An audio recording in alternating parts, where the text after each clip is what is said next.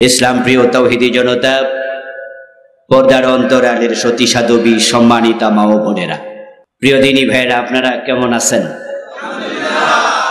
মাশাআল্লাহ, আলহামদুলিল্লাহ। আমিও মোটামুটি আছি, খুব ভালো আছি তাও না, আবার একবারে খারাপ আছি তাও না, মাঝামাঝি।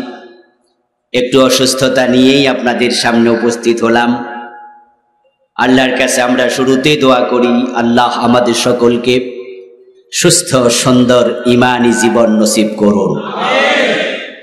আল্লাহ তাআলার পবিত্র দরবারে লাখো কোটি শুকরিয়া জ্ঞাপন করছে,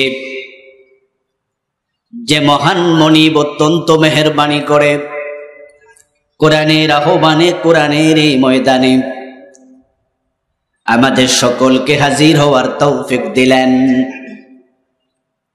কৃতজ্ঞতা তাকে জানাই, যিনি দয়া করে আমাদেরকে সুস্থ রাখলেন, পবিত্র কোরআনের কথা বলার মতো, শোনার মতো কোরআন মুখে হৃদয় দিলেন। এই সব নেয়ামতের মালিককে। সেজন্য আমরা আলোচনা শুরুতে মন প্রাণ উজাড় করে অন্তরের সবটুকুন শ্রদ্ধা এবং ভালোবাসা দিয়ে আমাদের মনিব আল্লাহ তাআলাকে শুকরিয়া জানাই, কৃতজ্ঞতা জানাই। সবাই মিলে জোরে জোরে একবার কালিমাতুশ শুকর পড়ি, আলহামদুলিল্লাহ। দরুদ ও সালাম বিশ্বনবী সাইয়্যিদুল মুরসালিন, ইমামুনা কুদওয়াতুনা হাবিবুনা উসওয়াতুনা সনদুনা তবিবু কুলুবিনা মুহাম্মাদুর রাসূলুল্লাহ সাল্লাল্লাহু আলাইহি ওয়াসাল্লামের প্রতি, সাহাবায়ে কেরাম ও শুহাদায়ে জামির আলা ইল্লিয়িন আল্লাহ তাআলার কাছে কামনা করছি, বলুন আমিন। প্রিয় ভাইরা, আমি আপনাদের সম্মুখে পবিত্র কোরআন মাজিদ থেকে সূরাতুল বাকারা এর 208 নম্বর আয়াতে কারিমা তিলাওয়াত করেছি। প্রিয় নবীজি মুহাম্মদুর রাসূলুল্লাহ সাল্লাল্লাহু আলাইহি ওয়াসাল্লামের পবিত্র মুখ অনুসৃত একখানা ছোট্ট হাদিসে নববী পাঠ করেছি। আল্লাহ তাআলা তৌফিক দান করলে এখান থেকে কিছু কথা বলবো ইনশাআল্লাহ। আমরা সবাই জানি, ইসলাম হলো পূর্ণাঙ্গ জীবন বিধান।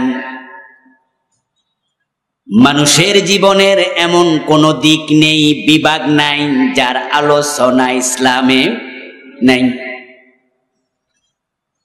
জীবনের বটম থেকে টপ পর্যন্ত,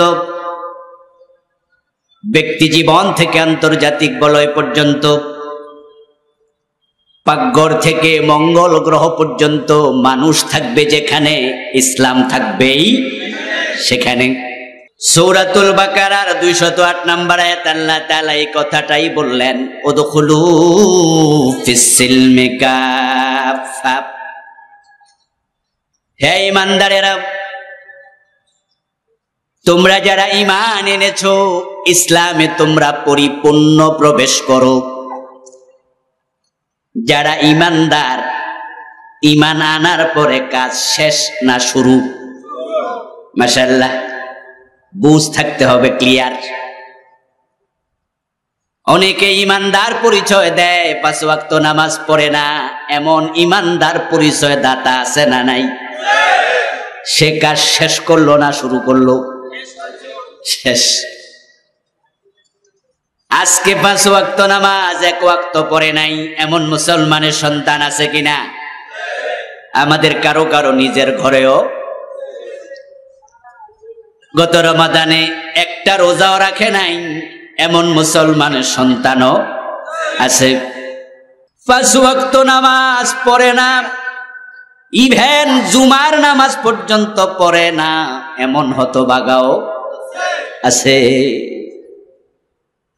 নামাজ পড়লো না, রোজা রাখলো না, পর্দা করলো না, ইসলামের বিধান কোনোটাই মানলো না, কিন্তু নামে পরিচয় দিচ্ছে সে নাকি মুমিন। ঈমান সে আনলো, কালেমা সে পড়লো, কিন্তু কালেমার দাবি সামান্য পূরণ করে নাই। এটার নাম ঈমান নয়, এটা মুসলমানের কর্ম নয়। এজন্য আল্লাহ বলছেন, ইয়া আইয়ুহাল্লাযীনা আমানু, ও ঈমানদারেরা, উদখুলু ফিস-সিলমি কাফা, ঈমান আনার মাধ্যমে যে মুসলিম মুমিন পরিচয় দাও, সে ইসলামে পরিপূর্ণ প্রবেশ করো। ইসলামে পরিপূর্ণ প্রবেশ করার জন্য অর্ডার দিয়েছেন কে? আমার প্রিয় ভাইয়ের একটু কথার জবাব দিয়েন, কে দিয়েছেন? আল্লাহ বললে সওয়াব আছে? আল্লাহর মাঝে অক্ষর কয়টা আছে? 5টা। যদি একবার আপনি আল্লাহ বলেন, সাথে সাথে আমল নামায় সওয়াব লিখা হবে কমপক্ষে 50টা। সুবহানাল্লাহ। আর যে ব্যক্তি আল্লাহ আল্লাহ বেশি বলে, তার অন্তর পরিচ্ছন্ন থাকে, প্রশান্ত থাকে। আলা বিযিকরিল্লাহি তাতমাইন্নুল কুলুব, আল্লাহ নিজে বলছেন, আল্লাহর স্মরণে যার হৃদয় সিক্ত থাকে। শোনো মুসলমানেরা, আলা, ওহে মুসলমানেরা শোনো, হরফে তাম্বি, আল্লাহর স্মরণের মাঝে আমি আল্লাহ অন্তরের প্রশান্তি রেখে দিয়েছি। বিপদে মুসিবতে পড়বেন, কিন্তু আপনার অন্তরের প্রশান্তি যাবে না। আল্লাহ স্মরণ যে ব্যক্তি যত করে, তার অন্তরে প্রশান্তি আল্লাহ তত বেশি ঢেলে দেয়। সুবহানাল্লাহ পড়েন। জেলখানায় গেল আপনার মজা লাগবে, মন খারাপ হবে না।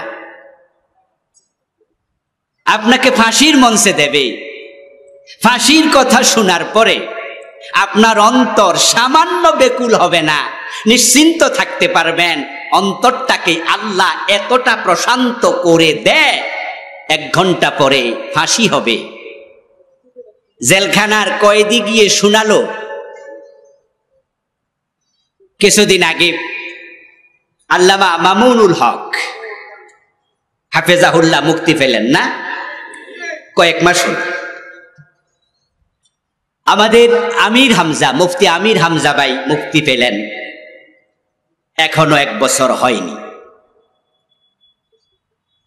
আমি আল্লামা মামুনুল হক সাহেবের সাথে দেখা করেছি উনার বাসায় গিয়ে। আর মুফতি আমির হামজা তো আমার ছোট ভাই, বন্ধু মানুষ, একসাথে কতই বসেছি। এরপরে জেলখানা থেকে আসা এমন কিছু লোকের মুখে এক ব্যক্তির কথা শুনলাম, যার নাম এখন বলতে আমাদের কোনো শঙ্কা নাই, এখন আর ভয় নাই, বলার পরিবেশ করে দিছে কে? আল্লাহ। মীর কাশেম আলী রাহিমাহুল্লাহ বললেন যে, জেলখানায় দায়িত্বপ্রাপ্ত কিছু লোক থাকে যারা তাদের তদারকি করে। মীর কাশেম আলী রাহিমাহুল্লাহকে শোনানো হলো যে আজকে তো আপনার রাতে ফাঁসি কার্যকর হবে। ওনার পরিবারের লোকেরাও দেখা সাক্ষাৎ করে চলে আসছে। উনি ফাঁসি কার্যকর হওয়ার ঘন্টা 1.5 আগে উনার তত্ত্বাবধানকারী যে কারারক্ষী, তাকে ডেকে বললেন, আমি একটু ঘন্টাখানেক ঘুমাইয়া সারি, তুমি আমাকে ঘন্টাখানেক পরে একটু ডাইকা দিও। ঘন্টা 1.5 পরে ফাঁসি, উনি নাকি ঘন্টাখানেক ঘুমাবে। কারারক্ষী বললেন আমাদের ভাইদের কাছে, আমাদের একাধিক ভাই, আমি একাধিক ভাইয়ের কাছে শুনেছি, কারারক্ষী বলছেন যে আমি কিছুক্ষণ পরে এসে দেখি মীর কাশেম আলী ঘুমাচ্ছে, নাক ডাকার আওয়াজ আমি শুনতে পাচ্ছি, মানে নাক ডাকে ঘুমাচ্ছে। তা আমি ঘড়ির দিকে তাকাচ্ছি যে ঘন্টাখানেক পরে ডাকতে হবে। কিছুক্ষণ পরে এসে ডাকবো, ঘন্টাখানেক প্রায় হয়ে গেছে। এসে দেখি উনি এখন আর ঘুমে নাই, উনি নামাজে দাঁড়িয়ে আছে। আচ্ছা আমার ভাইয়েরা, আপনি একটু ভাবুন তো, একটা মানুষের কিছুক্ষণ পরে ফাঁসি হবে, এই মানুষ কি ঘুম আসতে পারে? তার কি ঘুম আসবে? আদৌ চেষ্টা করলেও কি ঘুম আসার কথা? কিন্তু ব্যতিক্রম কিভাবে হলো? কিভাবে এটা সম্ভব? আমির জামাত মাওলানা মতিউর রহমান নিজামী রাহিমাহুল্লাহ, ওনার ঐতিহাসিক সংলাপ আপনাদের মনে আছে। এই কথাগুলো রাজনৈতিক ভাবে নিয়েন না, দরকার নাই, কারণ রাজনীতি নিয়ে আমরা এ দুনিয়া আসিনি, মায়ের পেট থেকে এসেছিলাম, কোনো রাজনীতি করতাম না। আবার যখন চলে যাব তখনও আমরা নির্দিষ্ট কোনো দলের কর্মী সদস্য হয়ে যেতেও চাই না। আমরা কবরে যাব আল্লাহর নবীর দলের সদস্য হয়ে, ইনশাআল্লাহ। এজন্য আমাদেরকে যখন কবরে রাখা হবে তখন দোয়াও পড়া হবে, বিসমিল্লাহি ওয়া আলা মিল্লাতি রাসূলিল্লাহ। কিন্তু কথাগুলো রাজনৈতিক ব্যক্তিত্বদের, তাই বলে আপনি মনে করবেন না উনি মনে রাজনীতি শুরু করছেন। না, আমি জাস্ট কিছু লোকের উদাহরণ দিলে বুঝতে সুবিধা হয়। Example is the better then advice. কখনো কখনো উপদেশের চেয়ে দৃষ্টান্ত বেশি কার্যকরী হয়। আল্লাহর নাম বলতে গিয়ে আপনারা আসতে বলেছিলেন, তাই সেখান থেকে আমি এদিকে ঢুকলাম। ঠিক আছে না? মনে আছে না যে আল্লাহর স্মরণে প্রশান্তি আছে? আপনার অন্তরকে আল্লাহ প্রশান্তিতে ভরে দেবেন যদি আপনার জিহবাকে, আপনার কলবকে আল্লাহর জিকির দ্বারা আপনি সিক্ত রাখতে পারেন। জেলেও টেনশন হবে না, ফাঁসির মঞ্চ ভয় পাবেন না। মতিউর রহমান নিজামী রাহিমাহুল্লাহর দিকে তাকান। ওনার ছেলে যখন দেখা করতে গেল, উনি জিজ্ঞেস করছিলেন, বাবা আমি ফাঁসির রশিতে যখন মঞ্চে যাব আমি কি লুঙ্গি পরে যাব না পায়জামা পরে যাব? পরামর্শ করতেছে। আচ্ছা, যে বেটা কিছুক্ষণ পরে মইরা যাবে, এই বেটা লুঙ্গি না পায়জামা, কথায় তো মনে থাকার কথা না। আমার প্রিয় ভাইয়েরা, মীর কাসেম আলী ঘুমাতে পারলো, মতিউর রহমান নিজামী রাহিমাহুল্লাহ সন্তানের সাথে ঐতিহাসিক সংলাপ করতে পারলো। এটা আপনিও পারবেন, আমিও পারবো। কারণ যাদের অন্তর তার আল্লাহকে দিয়ে দেয়, আল্লাহর স্মরণে ব্যস্ত রাখে, দুনিয়ার কোনো টেনশন তাদেরকে টাচ করে না। আমার আল্লাহ নিজে বললেন, আলা বিযিকিরিল্লাহি তাতমাইন্নুল কুলুব। আল্লাহর জিকিরের মাঝে, স্মরণের মাঝে আমি আল্লাহ অন্তরের প্রশান্তি ঢেলে দিয়েছি। আচ্ছা, যাদের ফাঁসি হবে, মৃত্যু হবে, মৃত্যুর পরে তারা কার কাছে যাবে? মাশাআল্লাহ, জবাব দিন, কার কাছে? আচ্ছা, যে আল্লাহকে সারাক্ষণ মনে রাখে, সে জানে কিছুক্ষণ পরে ফাঁসি হবে, সে টেনশনটা কেন করবে? মৃত্যুর মাধ্যমে সে তো আল্লাহর কাছে পৌঁছে যাবে, টেনশন কেন করবে? আমরা যখন কারো মৃত্যুর খবর শুনি তখন আমরা কি পড়ি? ইন্না লিল্লাহি ওয়া ইন্না ইলাইহি রাজিউন। আচ্ছা, এটা কি মৃত ব্যক্তির জন্য দোয়া? অনুবাদের দিকে খেয়াল করলে বুঝবেন এটা মৃত ব্যক্তির জন্য দোয়া নয়। সালাতুল জানাজা হিয়া দুআউ লিল মাইয়িত। মূলত জানাজার নামাজটা হলো দোয়া। সেখানে আমরা তৃতীয় তাকবীর দেওয়ার পরে পড়বো আল্লাহুম্মা গফিরলি হাইয়িনা ওয়া মাইয়িতিনা, পড়বো না? আল্লাহুম্মা গফির লাহু ওয়ারহামহু ওয়াফিহি ওয়াফু আনহু ওয়াকরিম নুজুলাহু ওয়াসসি মুদখালাহু। আমরা মৃত ব্যক্তির জন্য জানাজার নামাজে দাঁড়িয়ে দোয়া করি। এজন্য প্রিয় নবীজি সাল্লাল্লাহু আলাইহি ওয়াসাল্লাম বলেছেন, ইজা সাল্লাইতুম আলাল মাইয়িত ফাআখলিসু লাহু দুআ। যখন তোমরা মাইয়িতের জন্য নামাজ পড়বা, তখন নামাজের ভিতরে তোমরা ইখলাসের সাথে তার জন্য দোয়া করবা। সালাতুল জানাজা হলো দোয়া। তাহলে মৃত্যুর খবর শুনে যেটা বললেন সেটা কি? সেটা হলো আত্মস্বীকৃতি।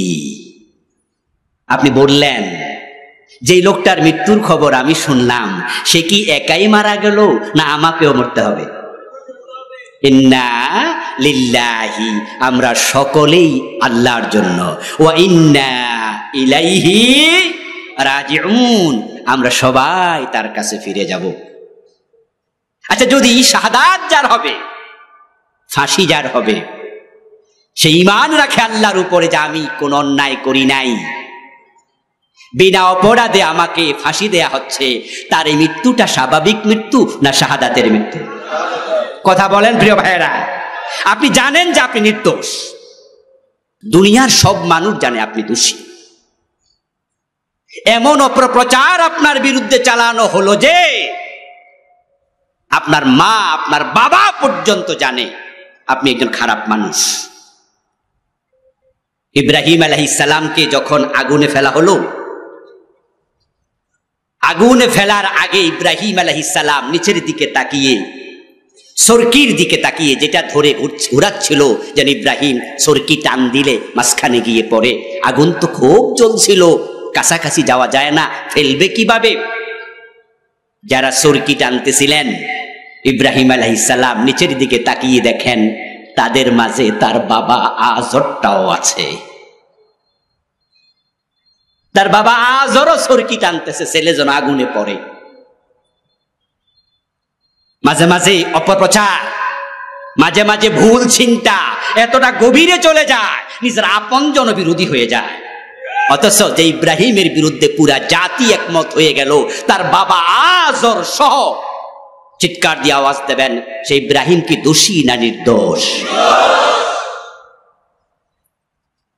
ইব্রাহিম আলাইহিস সালাম যখন আগুন থেকে 40 দিন পর বের হলেন, কিচ্ছু হয়নি উনার জন্য আগুনকে ফুল বাগান আল্লাহ বানিয়ে দিয়েছিলেন। ইব্রাহিম আলাইহিস সালাম যখন আবার কালেমার কথা বললেন, মূর্তিদের বিরুদ্ধে বললেন, তখন ইব্রাহিমের বাবা আজর বলেছিল, লা ইল্লাম তানতাহি লা আরজুমান্নাকা ওয়াহজুরনি মালিয়া। ইব্রাহিম, তুমি কি এখনো থামবা না? তোমার কারণে এ নমরুদ আমাকে গালিগালাজ করে, আমি তোমার বাবা, তাই আমাকে গালি দেয়। ওয়াহজুরনি মালিয়া, তুমি আমাকে একটু শান্তিতে থাকতে দাও, তোমার কারণে আমিও অশান্তিতে ভুগতেছি। যদি তুমি না থামো, লা আরজুমান্নাকা, আগুনে ফেলেছিলাম, পড়ায় নাই আগুন, তাহলে আমি নিজে তোমাকে পাথর মেরে হত্যা করব। বাবার এই কথা শোনার পরে ইব্রাহিম আলাইহিস সালাম খুব কষ্ট পাইছিলেন, খুব কষ্ট পেয়েছিলেন। তখন তিনি বাবাকে লক্ষ্য করে বলেছিলেন, ঠিক আছে, তাহলে আমি দেশ থেকে চলে যাচ্ছি, আমার রব আমাকে পথ দেখাবেন। তখন তিনি ইরাক থেকে সিরিয়ায় হিজরত করলেন। তামাম দুনিয়ার সব মানুষ জানে আপনি দোষী, ভুল প্রচার, অপপ্রচার, কিন্তু আপনি জানেন যে আপনার কোনো দোষ নাই, আপনি নির্দোষ। এবার আপনাদের কাছ থেকে আমি জবাব চাইব, যদি আপনি নির্দোষ হন আর কেউ আপনাকে গুলি করে মেরে ফেলে, আপনাকে ফাঁসিতে ঝুলিয়ে দেয়, আপনার মৃত্যুটা কি স্বাভাবিক মৃত্যু না শাহাদাত? এবার আপনাদের কাছে আরেকটি জবাব চাইব, শাহাদাতের মৃত্যুর সেই সেরা মৃত্যু কি আর আছে? এজন্যই তো আমরা আল্লাহর কাছে শাহাদাতের মৃত্যু চাই। আমিও চাই, আমিও চাই, আমিও চাই আল্লাহ যেন আমাকেও শাহাদাতের মৃত্যু দেয়। ফারুক আজম ওমর রাদিয়াল্লাহু তাআলা আনহু তিনি প্রায়শই দোয়া করতেন, আল্লাহুম্মা রযুকনি শাহাদাতান ফি সাবিলিক ওয়াজআল মাউতি ফি বালাদি রাসূলিক। হে আল্লাহ, তোমার পথে আমি ওমরকে শহীদ হিসাবে কবুল করো, আমার মৃত্যুটা তোমার রাসূলের শহরে নির্ধারিত করো। ফারুক আজম ওমর রাদিয়াল্লাহু তাআলা আনহু এই দুটি দোয়া আল্লাহ একসাথে কবুল করেছেন। আল্লাহ ওনাকে শাহাদাত দিয়েছেন, রাসূলের মসজিদে নববীতেই তিনি শহীদ হয়েছেন। সুবহানাল্লাহ, মদিনায় তিনি শাহাদাত বরণ করেছেন। এবার শহীদ মীর কাসেম আলীর দিকে আবার যাচ্ছি, যেখান থেকে আমি আসছিলাম সেখানে গিয়ে আমরা আগের জায়গায় ফিরে চলে যাব ইনশাআল্লাহ। মীর কাসেম আলী রাহিমাহুল্লাহ, উনার বিরুদ্ধে যখন মামলাগুলোর কথা চলছিল তখন তিনি সৌদি আরবে ছিলেন। এইবারের রমাদানে সৌদি আরবের কয়েকজন ভাই আমার সাথে কথা বলছিলেন, ওখানেই মক্কায় অথবা মদিনাতে। প্রসঙ্গক্রমে বললেন যে মীর কাসেম আলীকে আমরা বলেছিলাম যে আপনি দেশে যাইয়েন না, কয়েকজন অ্যারেস্ট হয়ে গেছে, বাকিদেরকে অ্যারেস্ট করবে, অবস্থা ভালো না, আপনি দেশে যাইয়েন না। উনি তখন জবাব দিয়েছিলেন, আমি দোষ করিনি, যদি পালিয়ে থাকি তাহলে কেউ ভুল বুঝা আমাকে দোষী মনে করতে। যেই লোক নিজেকে নির্দোষ দাবি করতে পারে জানে তাকে যে কারণে ফাঁসি আজকে রাতে দেয়া হবে, ওই কারণগুলোর সাথে তার ন্যূনতম সম্পর্ক নাই। তিনি জানেন যে আমার এই মৃত্যু সাধারণ মৃত্যু না, আমি আল্লাহর সাথে মোলাকাত করব, এটাই শাহাদাতের মৃত্যু হবে। তাহলে তার অন্তরে টেনশন আসবে কেন? তার প্রশান্তির ঘুম তো হতেই পারে। মাওলানা মতিউর রহমান নিজামী রাহিমাহুল্লাহ 28 অক্টোবরের কথা আপনাদের মনে আছে? 2000 কত সন ছিল? 6। যখন লগি বইটার তাণ্ডব চলছিল পল্টনে, ঠিক ওই টাইমে মতিউর রহমান নিজামী রাহিমাহুল্লাহ মাইকে বক্তৃতা দিচ্ছিলেন। উনার বক্তৃতাটা চলাকালেই মূলত লগি বৈঠার তাণ্ডবটা শুরু হয়। সে বক্তৃতা এখনো ইউটিউবে আছে, আপনারা একটু শুনবেন, নিরপেক্ষ দৃষ্টিতে শুনবেন। ওই টাইমেও মতিউর রহমান নিজামী রাহিমাহুল্লাহ উনার কর্মী বাহিনীকে উত্তেজিত করার মতো একটা শব্দ বলেন নাই। এই মানুষগুলো সত্যি আল্লাহর প্রেমিক। আমার প্রিয় ভাইয়েরা, সেই লোকটা জানে 71-এর যে অভিযোগ আমার কান্দে চাপাইয়া দিয়া কিছুক্ষণ পর আমাকে ফাঁসি দেবে, ওই দর্শন, জ্বালাও পোড়াও, মানুষ হত্যা, যুদ্ধাপরাধের সাথে আমি মতিউর রহমান নিজামীর ন্যূনতম সম্পর্ক নাই। সুতরাং যে অপরাধে ফাঁসি দেয়া হচ্ছে আমি অপরাধী নই। সুতরাং আমার এই ফাঁসির মৃত্যুটা কি স্বাভাবিক মৃত্যু না শাহাদাত? তুমি তার ছেলের সাথে বলবে যে কি কাপড় পরবো, গল্প করবে, টেনশন নাই।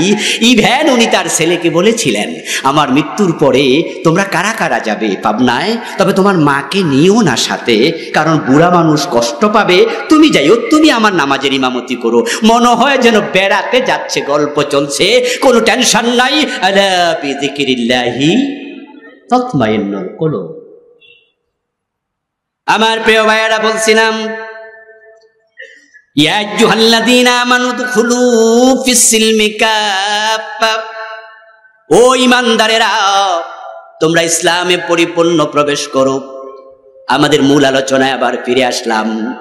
এবার একটু চিৎকার দিয়ে জবাব দেন, ইসলামে পূর্ণাঙ্গ রূপে প্রবেশ করার জন্য অর্ডার করলেন কে?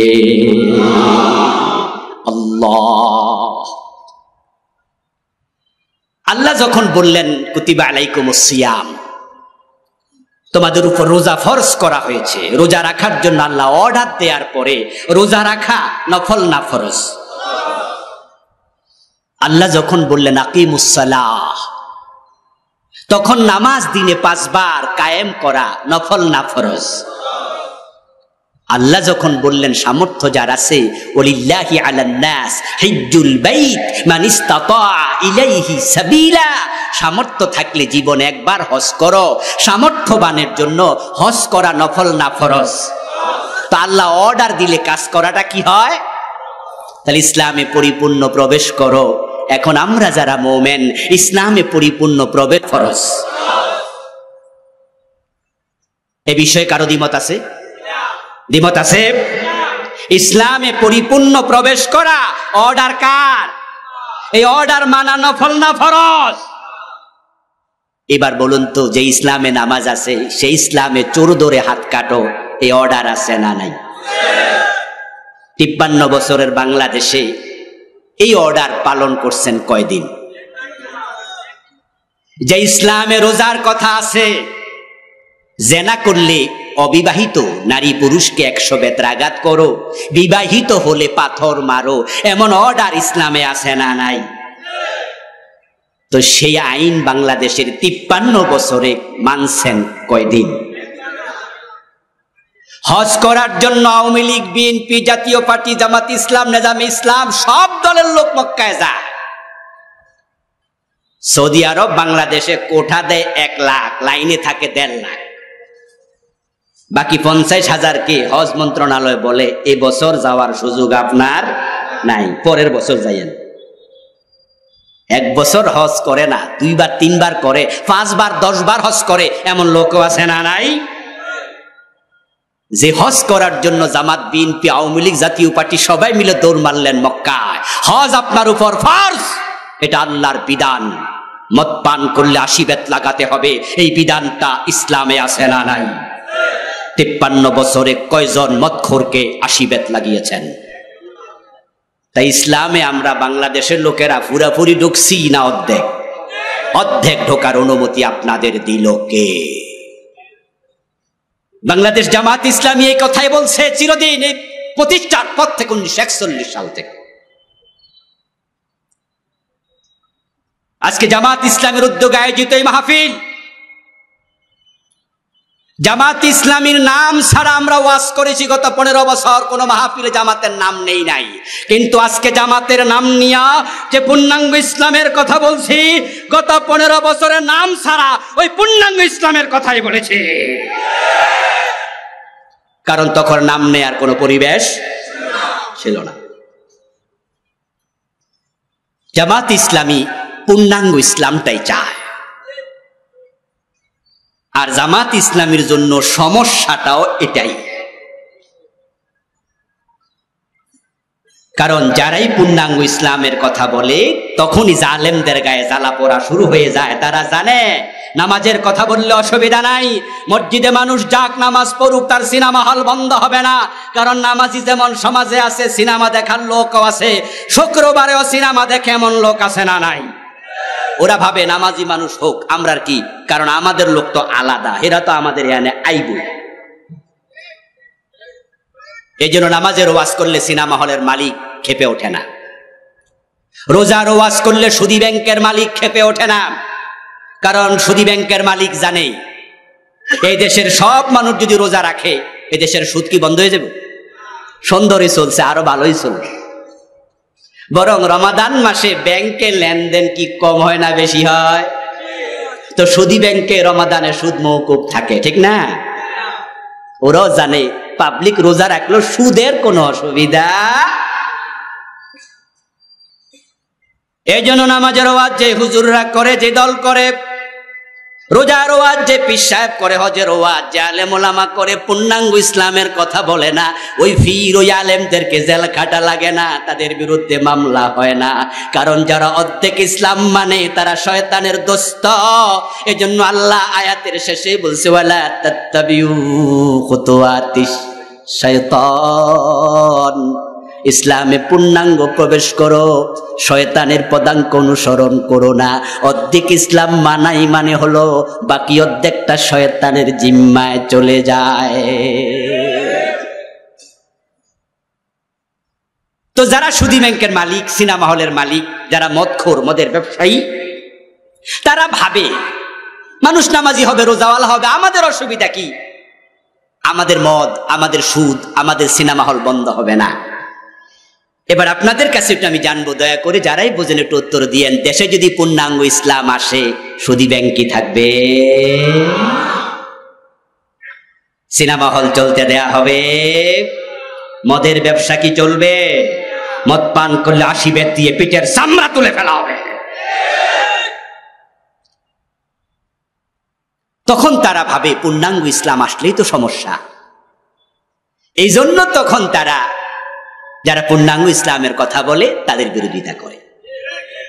আচ্ছা, আল্লামা সাঈদী রাহিমাহুল্লাহ, উনাকে আপনারা দেখেছেন, সরাসরি ওয়াজ শুনেছেন, এমন লোকের সংখ্যা এখানে অনেক। এ কুমিল্লা টাউন হলে, এ কুমিল্লা ঈদগাহের মাঠে আমরা কত ওয়াজ শুনেছি, ঠিক কিনা? আচ্ছা, আল্লামা সাঈদী 1971 সনে কি করছে এটা আমি নিজেও দেখি নাই, কারণ আমার জন্মই তো 75-এ, স্বাধীনতার 4 বছর পরে। উনার আগের ইতিহাস আমি জানি না, কিন্তু যখন থেকে তাকে দেখি তখন থেকে তাকে আমি জানি তার মতো একজন মিষ্টভাষী, তার মতো একজন প্রাজ্ঞ বিজ্ঞ মুফাসসির বাংলার জমিনে দ্বিতীয় জন। এই দেশের লোকেরা তার ওয়াজ শোনার জন্য পাগলের মতো দৌড়ে যেত, পঙ্গপালের মতো দৌড়ে যেত। আল্লামা সাঈদী রাহিমাহুল্লাহর ওয়াজ শোনার জন্য মানুষ দল মত ভুলে যেত, সবাই পাগল হয়ে দৌড়াতো। ওই আল্লামা সাঈদী যদি অর্ধেক ইসলামের ওয়াজ করতেন, পূর্ণাঙ্গ ইসলামের ওয়াজ না করতেন, উনি পীর হয়ে যদি মুরিদ বানাতেন, উনার মতো মুরিদ বাংলাদেশে কোনো পীর পেত না। আপনারা জেনে থাকবেন যে উনার বাবা ফুরফুরা শরীফের খলিফা ছিলেন। আল্লামা সাঈদী রাহিমাহুল্লাহর বাবা ফুরফুরা শরীফের খলিফা ছিলেন। আচ্ছা, বাবা যদি পীর হয়, ছেলে পীর হওয়া কি কঠিন না সহজ? কত সহজ? পানির মতো সহজ। কারণ হচ্ছে আমাদের দেশে ডাক্তার হতে এলেম লাগে, ডাক্তারের ছেলে ডাক্তার হতে পারে না, পড়ালেখা লাগে। মাস্টারের ছেলে মাস্টার হয় না, লেখাপড়া লাগে। ইঞ্জিনিয়ারের ছেলে ইঞ্জিনিয়ার হবে না লেখাপড়া যদি না করে। কিন্তু পীর হওয়ার জন্য কি কোনো লেখাপড়া লাগে? পীরের ছেলে হলেই এর চেয়ে বড় সার্টিফিকেট আর। এখানে 2-4 জন 8 রশি দরবারের মুরিদও আজকে আছেন, থাকতেই পারেন। আপনি আমার ভাই, মুসলিম ভাই, আপনাকে বলছি 8 রশির যে খলিফা, বর্তমান মূল পীর, যিনি গোলাপ ফুল মার্কার মূল ব্যক্তি, উনার নাম কি? ফয়সাল সাহেব। আচ্ছা, ফয়সাল সাহেবের মাঝে একজন পীরের কোন সুরত আছে? আপনারাই বলেন, কোন পীরের কোন সুরত আছে? কিন্তু উনি পীর হলেন কোন যোগ্যতায়? কারণ উনার বাবা পীর। ক্লাস 10-এ পড়ে পীর হয়ে গেছে, কারণ বাবা মরে গেছে, এখন কে হবে? তাকে পীর বানিয়ে দিয়েছে। অসুবিধা নাই, 9-এ পড়লো অসুবিধা নাই, না পড়লো অসুবিধা নাই। যেখানে পীর হওয়া এত সোজা, আল্লামা সাইদি রাহেমাহুল্লাহর পীর হওয়ার সুযোগ ছিল কিনা? এবার আপনাদের কাছে জিজ্ঞাসা করতে চাই, পীর হওয়ার মতো যোগ্যতা উনার ছিল কিনা? পীর হইলে কি এই দেশে মামলা খায় না হালুয়া রুটি খায়? হালুয়া রুটি খাওয়ার সুযোগ ছিল কিনা? জেলে কি এক যোগ পচা লাগতো না আরামে থেকে মরতে পারতো? আমরা সবাই বুঝি, কিন্তু পূর্ণাঙ্গ ইসলামের কথা বললে আরামে থাকা যায় না। আল্লাহর নবী সাহাবারা জীবন দিয়েছেন যেই পথে, আমরা হাসতে হাসতে সে পথে চলতে চাই। পূর্ণাঙ্গ ইসলাম মানা ফরজ, ফরজের কথা বলে প্রয়োজনে শাহাদাত বরণ করতে চাই। আল্লাহর বক্তব্য, ইসলামে পরিপূর্ণ প্রবেশ করো। ইসলামে পরিপূর্ণ প্রবেশ করার কথা আল্লাহ তাআলা কেন বললেন? এবার কারণ শুনুন।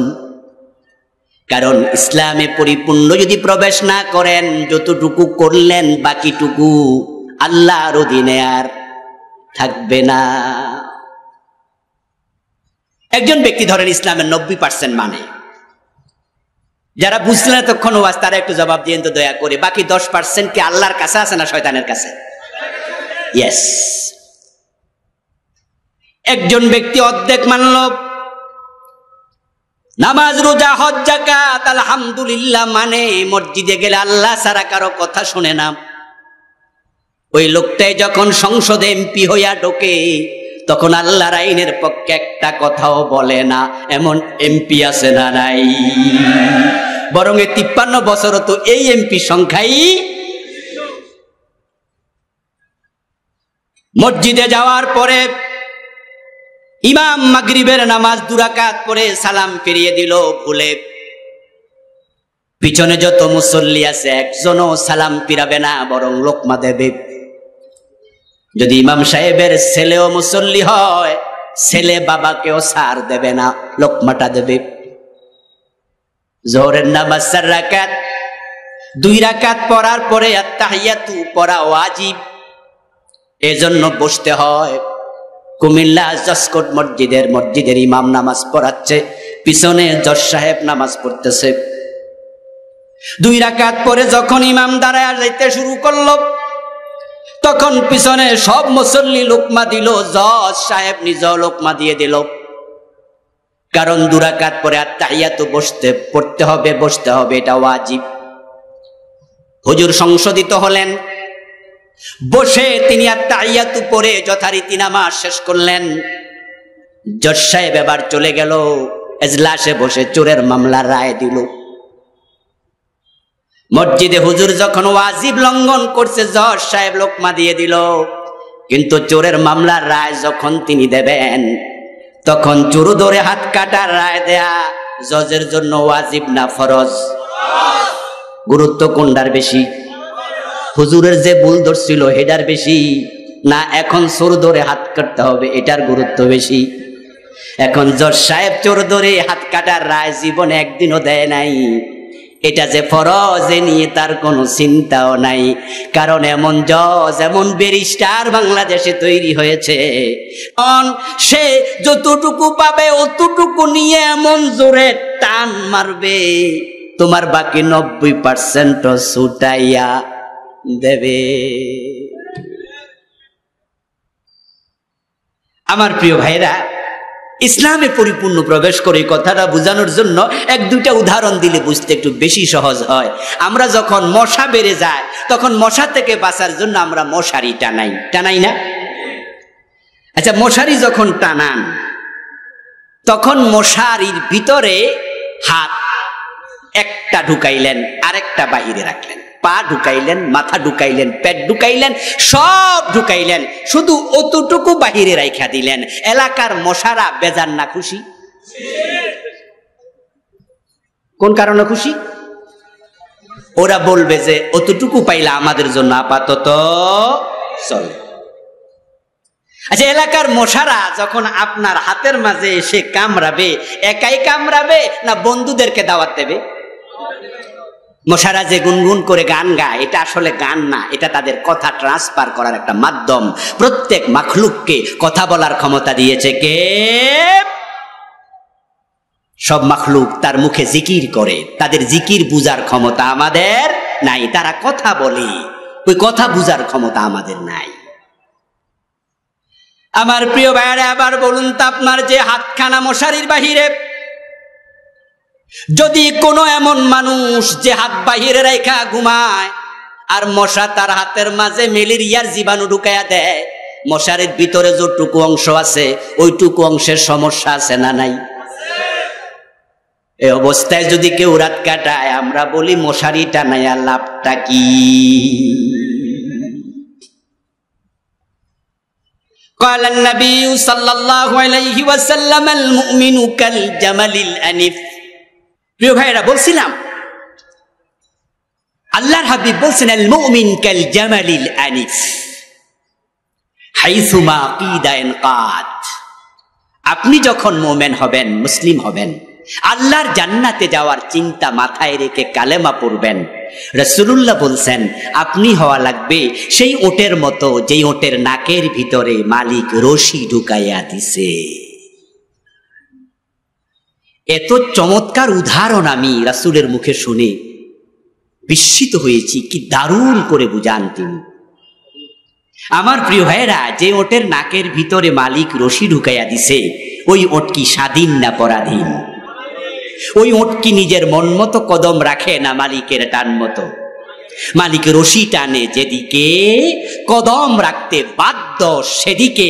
তুমি মুমিন হওয়ার পরে ইসলামের বাহিরে, আল্লাহর কথার বাহিরে একটা কাজ করার অধিকার তোমার।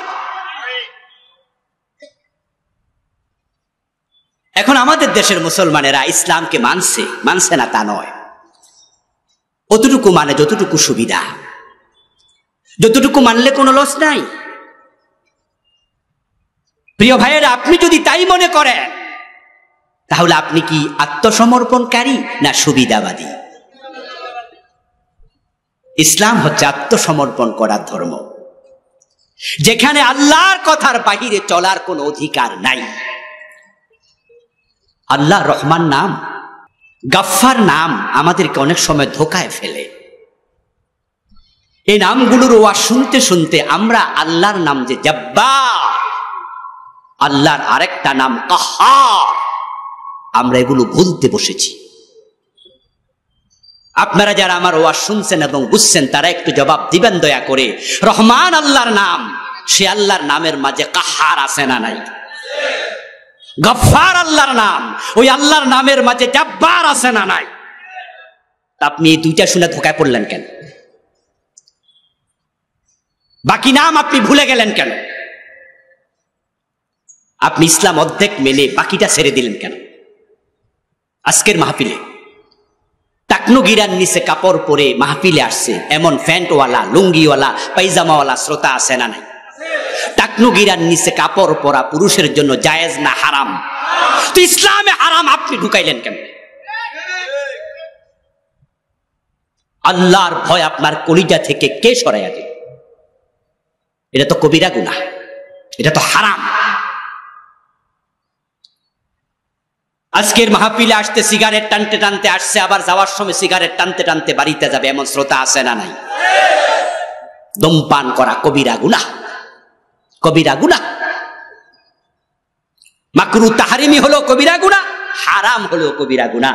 কারণ মাকরু তাহরিমি এবং হারাম কবিরা গুনার ক্ষেত্রে দুইটার হুকুম এক। কিসে আপনাকে আল্লাহর ভয় কলিজা থেকে সরাই দিল?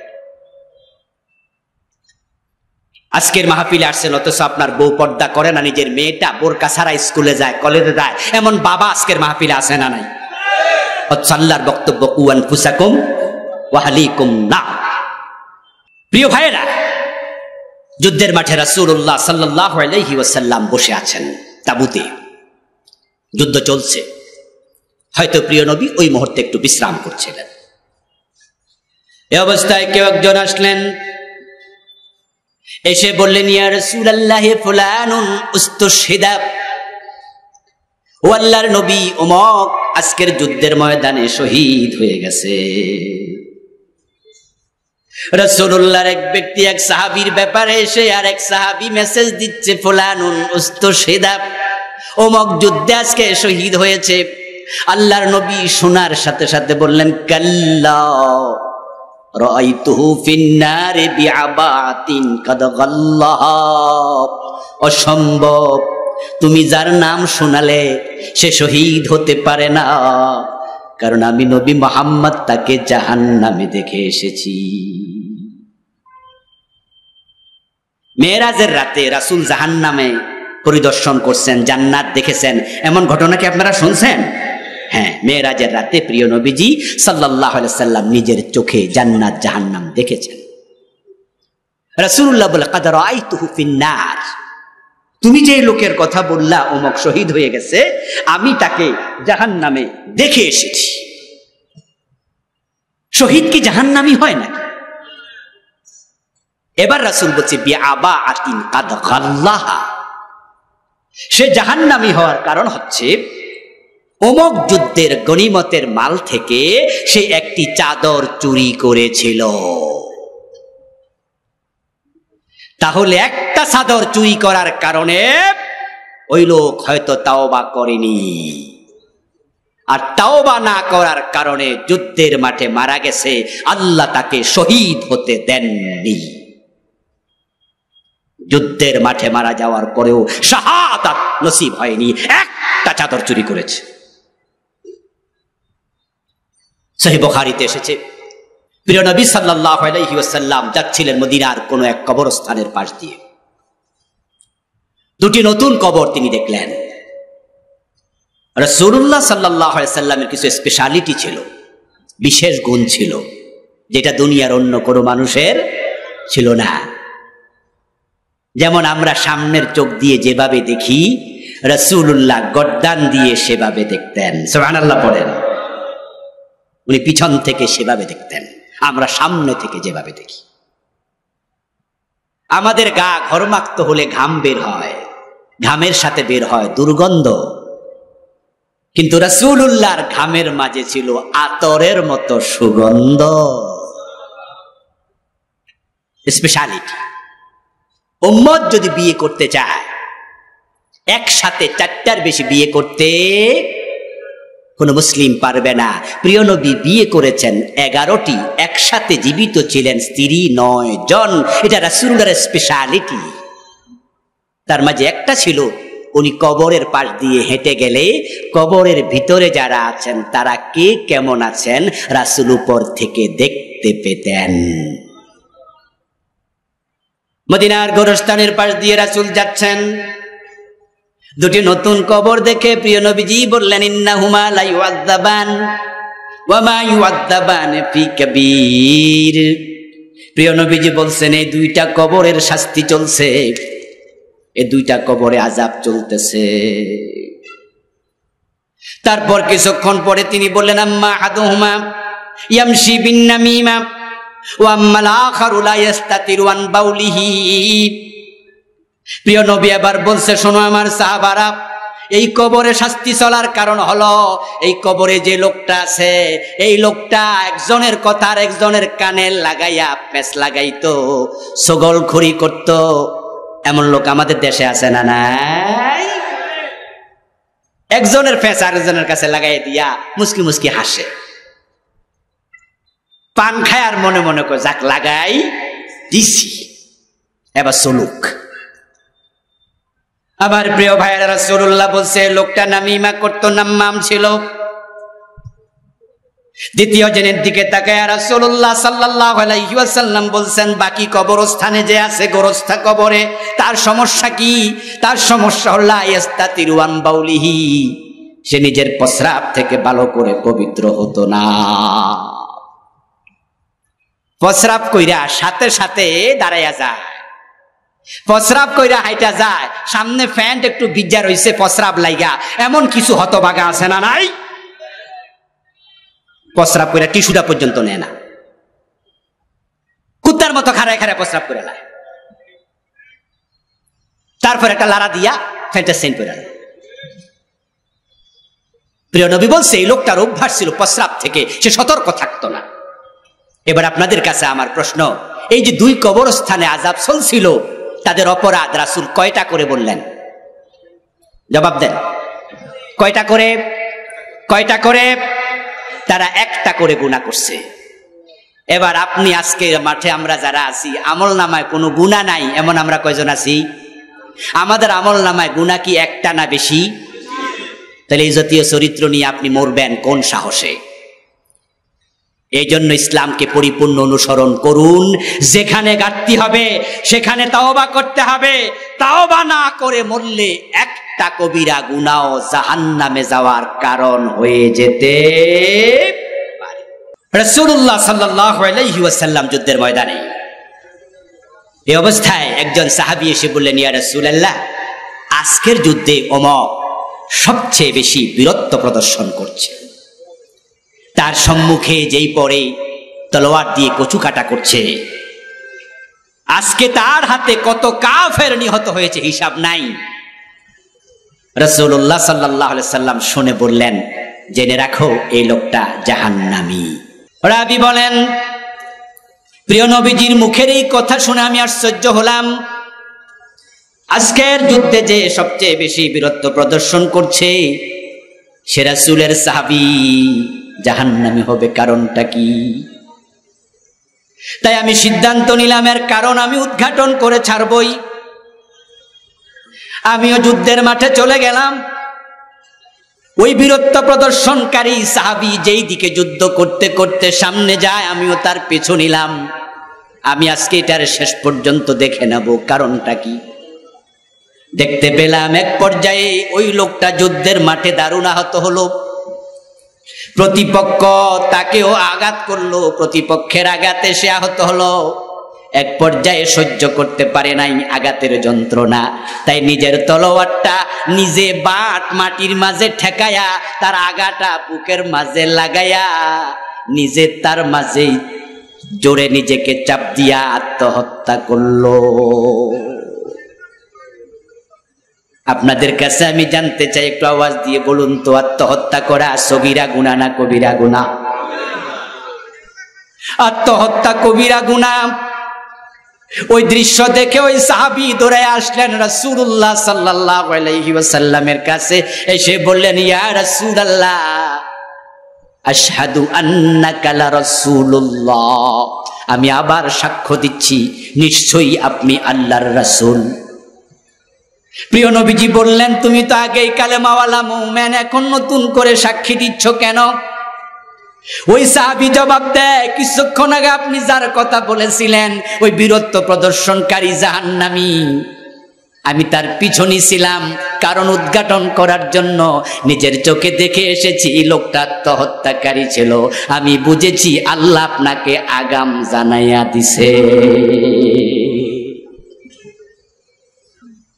এবার আপনারা যারা এই হাদিস শুনলেন, আগেও জানেন আজকেও শুনলেন, অনেকে নতুন, আপনারা একটু জবাব দেন তো, এই যে আত্মহত্যা করছে লোকটা, ওর আমল নামায় রাসূলুল্লাহর পক্ষ থেকে যে ঘোষিত গুনাহ, যেটা ওই সাহাবী শুনাইলো, আমরা আজকে হাদিসে শুনলাম, কয়টা গুনার কথা জানলাম?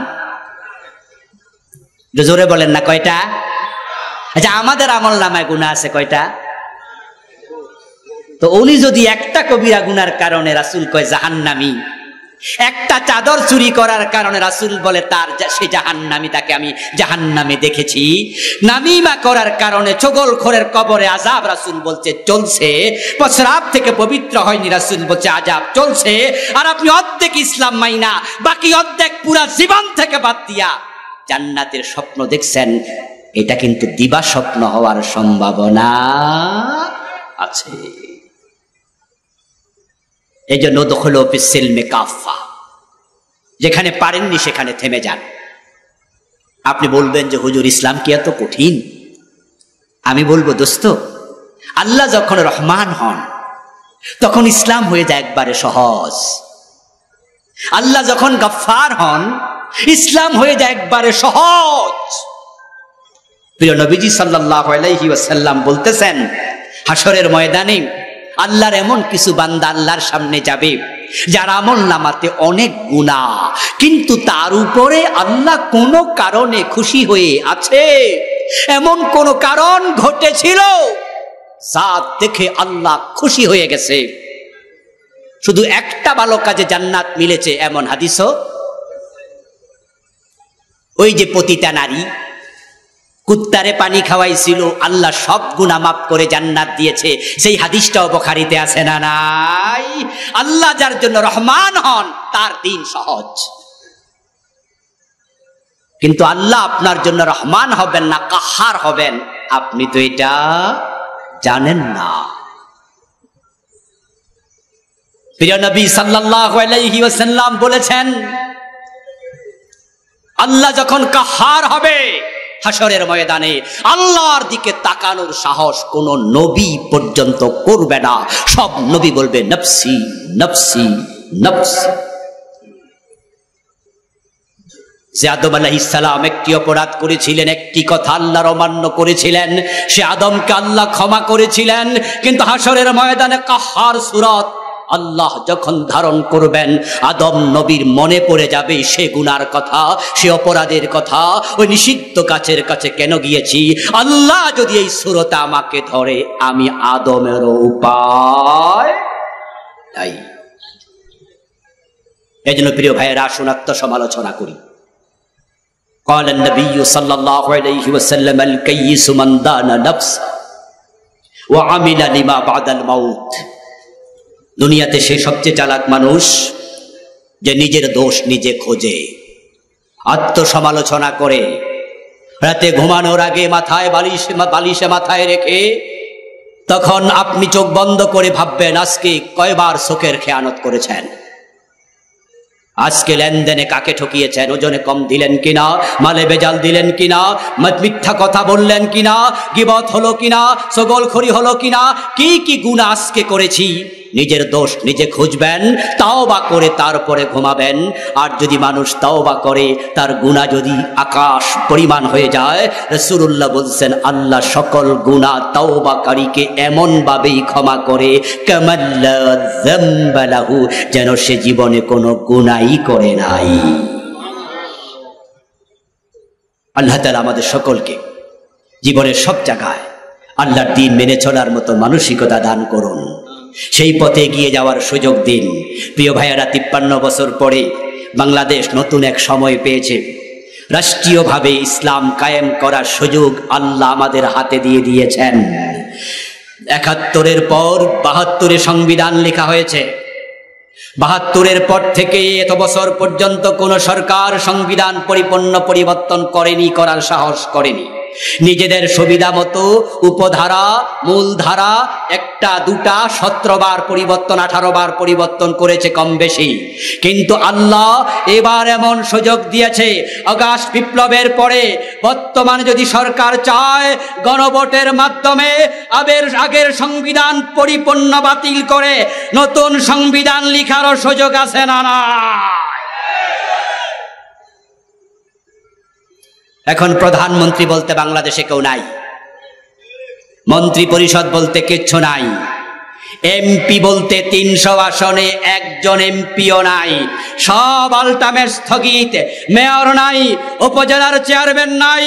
তাহলে বোঝা যায় নতুন করে সংবিধান লেখার সুযোগ যেহেতু আছে, আমরা আলেম ওলামারা ইসলাম প্রিয় তাওহীদি জনতা এক হয়ে যেতে চাই। ধর্মনিরপেক্ষ সংবিধান আমরা আর চাই না। এই সংবিধান বাংলাদেশে শান্তি দিতে পারেনি, আমরা আল্লাহর কোরআনকে সংবিধান হিসাবে দেখতে চাই। আমার প্রিয় ভাইরা, আল্লাহর কোরআনকে সংবিধান বানানোর সুযোগ 92% মুসলমানের আছে না নাই? মানুষ যদি জেগে ওঠে তাহলে রেজাল্ট কি হয় এটা আমরা অগাস্টের 5 তারিখ দেখেছি। আপনারা জেগে ওঠুন কোরআনের পক্ষে। ডক্টর ইউনূস এবং তার অন্তর্বর্তীকালীন সরকার নিরপেক্ষ নির্বাচন যখন দেবে, 1 বছর পর, 2 বছর পর, 3 বছর পর যখনই দেয়, আমরা কোরআনওয়ালা যদি একমত হয়ে যাই, আমরা আর বিএনপি আওয়ামী লীগ জাতীয় পার্টি চাই না। আমরা কোরআনের পক্ষে আলেমরা একমত হয়ে ইসলামের বাংলাদেশ দেখতে চাই।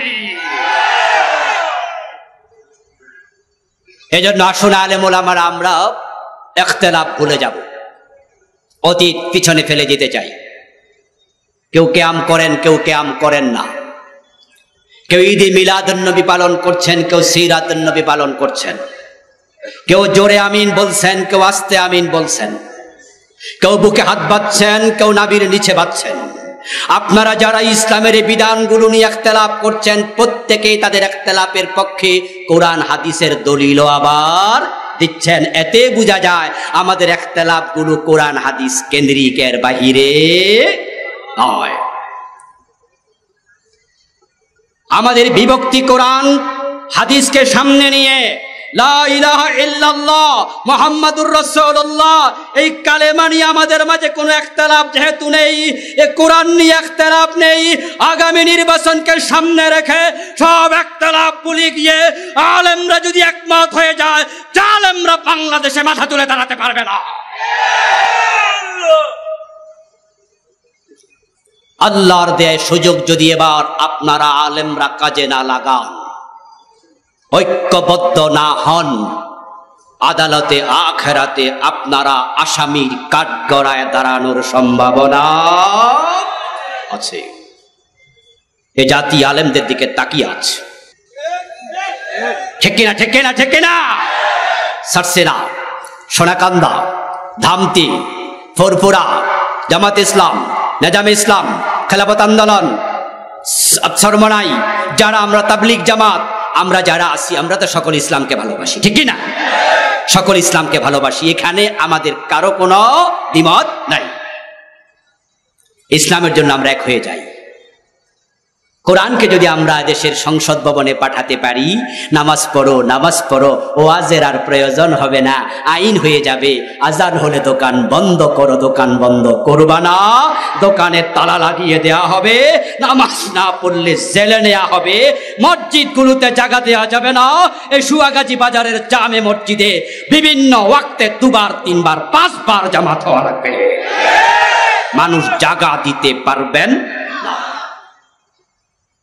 কোরআনকে যদি সংবিধান বানিয়ে দেয়া যায়, তাহলে বোরকা পরো, বোরকা পরো বলার প্রয়োজন হবে না, আইন করে দেয়া হবে। ইফতিজিং করলে যেমন 6 মাসের জেল দেয়া হতো, যে সমস্ত মেয়েরা বেহায়াপনার পোশাক পরবে তাদেরকেও আইনের আওতায় আনা হবে। 1 সপ্তাহ 2 সপ্তাহ পরে দেখবে বাংলাদেশের নারীরা বোরকা পরে সবাই রাস্তায় নামবে, সুদ বন্ধ হয়ে যাবে, ঘোষ বন্ধ হয়ে যাবে। ছাত্র জনতার বিপ্লবের পরে বাংলাদেশের থানাগুলোতে ঘোষ আগের মতো চলে না, কিছু কমছে। বরং ঢাকা শহরে আমরা দেখি অনেক ট্রাফিক পুলিশের মন খারাপ, লাঠিমারি লইয়া সামনে পাশে খাড়াইতা। তো লোকজনকে সমালোচনা করতে শুনি, বলে উপরই পায় না, ইনকামও কম, তাই মোডটাও একটু নষ্ট হয়ে গেছে, কাজের মাঝে চাঞ্চল্য কম। 5ই আগস্টের বিপ্লবের পরে আমরা ইসলামী সরকার পাইনি, পেয়েছি ডক্টর ইউনূসের অধীনে একটি অন্তর্বর্তীকালীন সরকার, এটা ইসলামী সরকার নয়। ইসলামী সরকার না এসো যদি ঘোষ কমে যেতে পারে, অন্যায় আগের মতো না চলে কমে যেতে পারে। ইসলামী সরকার যদি বাংলাদেশে এসে যায়, মদিনার শান্তি বাংলাদেশে আবার ফিরে আসবে। আমার ভাইয়ের, আপনারা যদি 53 বছর ধর্মনিরপেক্ষ সংবিধানের শাসন দেখতে পারেন, পরীক্ষা স্বরূপ 5 বছর কোরআনের শাসন দেখার জন্য প্রস্তুতি নেওয়া দরকার আছে না নাই? আবার প্রশ্ন করছি, 53 বছর যদি ধর্মনিরপেক্ষ সংবিধানের শাসন দেখতে পারেন, আগামী 5 বছর আল্লাহর কোরআনের সংবিধানের শাসন দেখার জন্য শুধু পরিকল্পনা না, এখন থেকে কাজ শুরু করা দরকার আছে না নাই? আমার প্রিয় ভাইরা, আল্লাহ আমাদের 2 হাত তুমি কবুল করো। আল্লাহ বাংলার জমিনটাকে কোরআনের জন্য কবুল করো। আমরা পূর্ণাঙ্গ ইসলাম বাংলাদেশে দেখতে চাই, তুমি আমাদের জন্য সেজন্য কবুল করো, বলেন আমিন।